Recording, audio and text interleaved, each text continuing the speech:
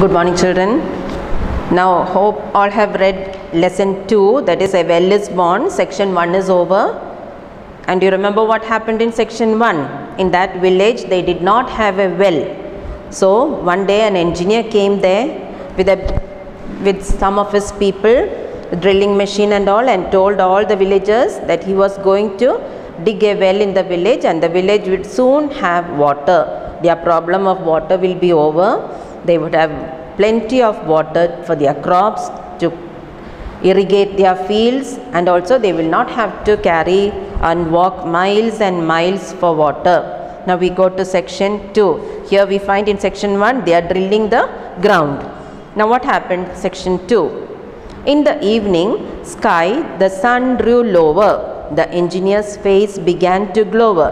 So as they were drilling, again they went on drilling 2 or 3 times, but they could not see any water. So the engineer's face began to glower. Glower means getting angry.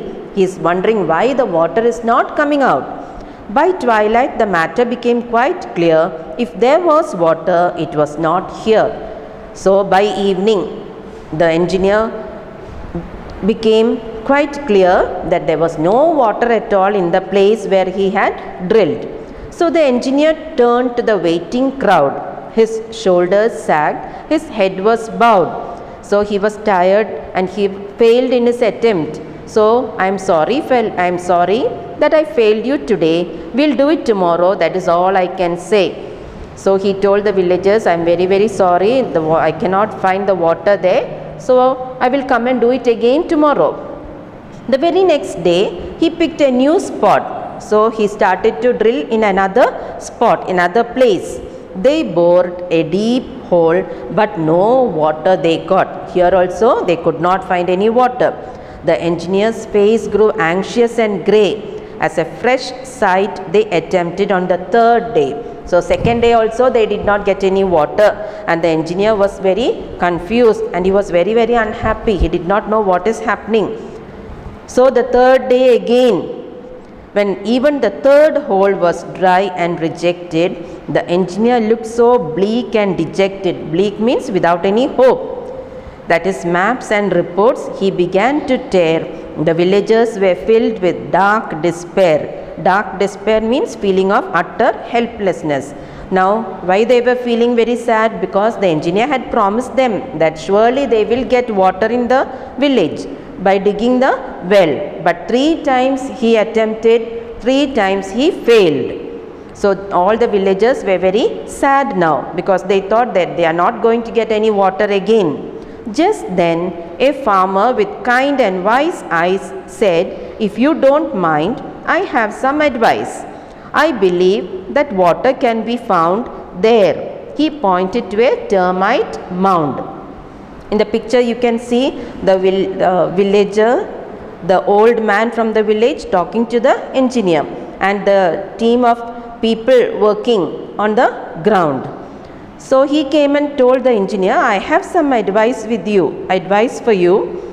You please listen to me. He pointed to a place, to a termite mound. Termite means, in Malayalam you say chedale.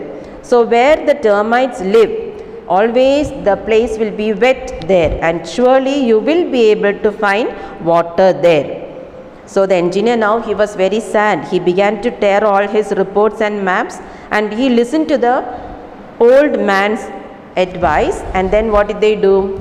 And in case you think that it is a trick, I assure you it is quite scientific. I have noticed, said he in a gravelly voice, termite hills are always damp and moist. Gravelly means rough voice, very low and rough voice. So he is telling it is quite scientific, because termites always make their homes in places where it is damp and moist. Damp and moist means it is wet. No matter how dry the summer can get, termites find water to keep their nest wet. Even in the summer season, when all the places are barren without any water, the termites always find water because their nest must be wet. So if you drill there, of this I am sure you will find water, both sweet and pure. So the old man said, you drill there, surely you will find water. Now the engineer listened to what he had just heard. There was much sense in the old farmer's words. They filled him afresh with vigor and zest. He started to work near the termite nest. So he listened to the old man's advice, and then he told his people, come, we'll go near the termite mound and we'll start drilling there. They just punched a hole a few meters deep when they saw a sight that made their hearts leap.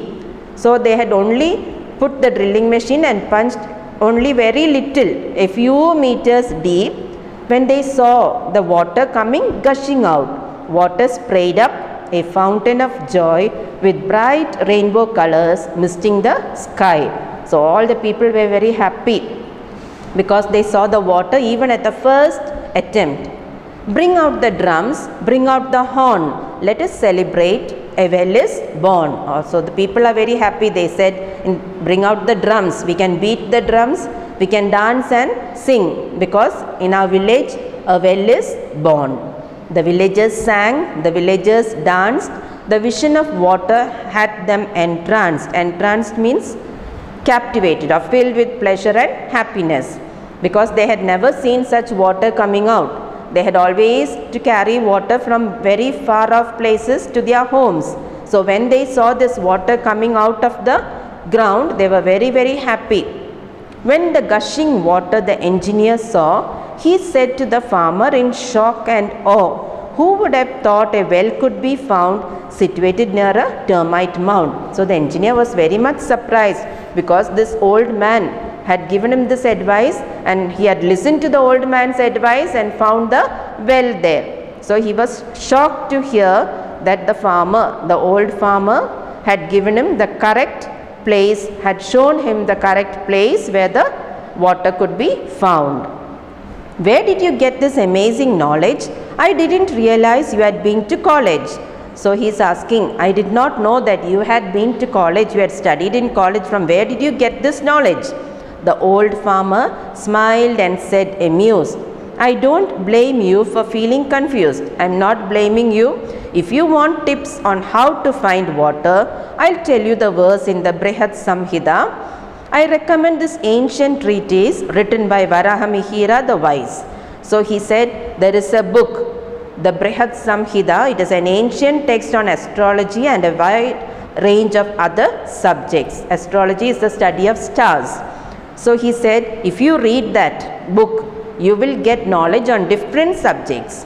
And I recommend this ancient treatise. Ancient treatise means a long and serious piece of writing on a particular subject. And it was written by Varahamihira. He was a very wise man, a 6th century astronomer and hydrologist who wrote the Brihad Samhita. He lists termite mounds as a good indicator for groundwater. So from that book, he got this knowledge that if you dig a well near the termite mound, you are sure to get the groundwater. It is all about observing life, you know, where insects live, how the trees grow. If to nature's clues we pay careful heed, the secrets of the earth are quite easy to read. If you observe nature carefully, if you care for them, you will be able to read what is happening. You will be able to see what is happening around you. The thankful engineer departed. Departed means went away.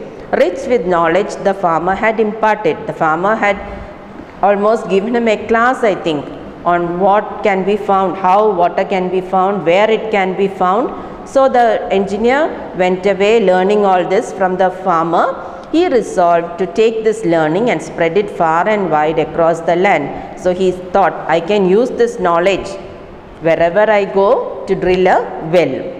If I make a suggestion bold, let us combine new science and old.